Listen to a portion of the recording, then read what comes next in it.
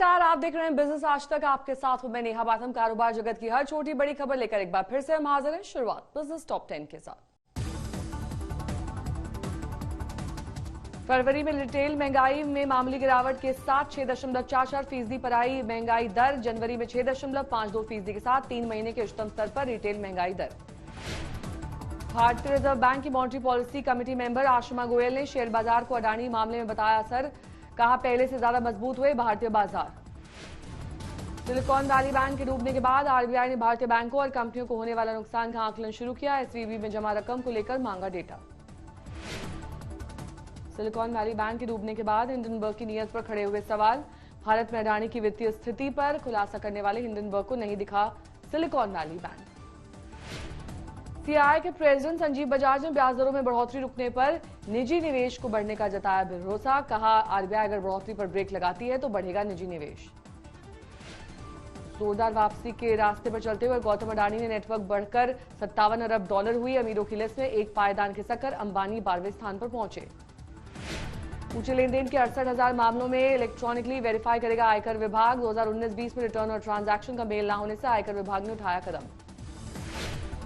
IMF ने crypto currency पर G20 के वित्त मंत्रियों के साथ बैठक में दी बड़ी चेतावनी। कहा, बिना किसी रेगुलेशन के वित्तीय स्थिरता पर बड़ा खतरा बन सकते हैं क्रिप्टो करेंसी।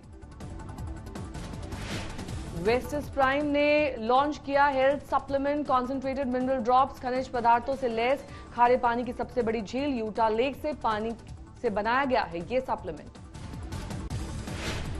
पुणे के नजदीक तालेगांव स्थित जनरल मोटर्स की मैन्युफैक्चरिंग प्लांट को खरीदेगी हुंडई। कानूनी अड़चनों के खत्म होने के बाद 18 महीनों में प्रोडक्शन शुरू करेगी कंपनी।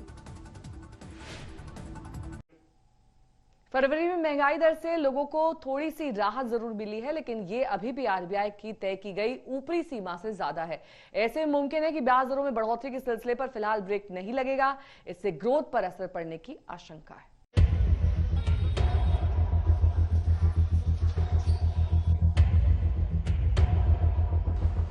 फरवरी में महंगाई के मोर्चे पर लोगों को मामूली राहत मिली है।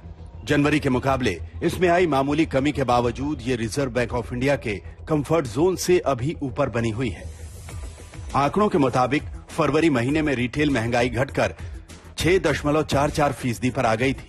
जनवरी 2023 में ये 3 महीनों के उच्चतम स्तर 6.52% पर थी और दिसंबर 2022 में यह आंकड़ा 5.72% था, जबकि नवंबर 2022 में रिटेल महंगाई दर 5.88% थी और फरवरी 2022 में 6.7% थी। यानी ये मामूली गिरावट ज्यादा सुकून देने का संकेत नहीं दे रही। ऐसे में आरबीआई आने वाले मॉनेटरी पॉलिसियों में अमेरिकी फेड की तरह ब्याज दरों में बढ़ोतरी का सिलसिला जारी रख सकता है। फरवरी में दाल चावल और सब्जियों के दाम में आई गिरावट के बावजूद खाने पीने के सामान की महंगाई में मामूली बढ़ोतरी हुई है। फरवरी में फूड इन्फ्लेशन मामूली बढ़कर 5.95% हो गया है, जबकि जनवरी में खाद्य महंगाई दर 5.94% थी। दरअसल कंज्यूमर प्राइस इंडेक्स यानी सीपीआई के बास्केट में करीब आधी हिस्सेदारी खाद्य पदार्थों की होती है। बीते महीने अंतर्राष्ट्रीय और घरेलू बाजार में गेहूं जैसे खाद्यान्न के भाव घटे हैं। सरकार ने सप्लाई भी बढ़ाई है। इसका असर भी रिटेल महंगाई के आंकड़ों पर पड़ा है। जानकारों का मानना है कि अगली कुछ तिमाहियों में सामान्य परिस्थितियां बने रहने पर महंगाई दर में ज्यादा इजाफा नहीं होगा, लेकिन इसके साथ ही उन्होंने अंदेशा जताया कि इसके कम होने की रफ्तार भी धीमी रहेगी। अगर रिटेल महंगाई दर के अलग अलग सेगमेंट्स में फरवरी के आंकड़ों पर नजर डालें तो पिछले महीने सब्जियों की महंगाई जनवरी के -11.7% के मुकाबले -11.61% रही। वहीं दालों की महंगाई 4.27% से घटकर 4.09% रही। फ्यूल और लाइट की महंगाई जनवरी में 10.84% के मुकाबले 9.9% रही। हाउसिंग की महंगाई जनवरी के 4.62% से बढ़कर फरवरी में 4.83% हो गई।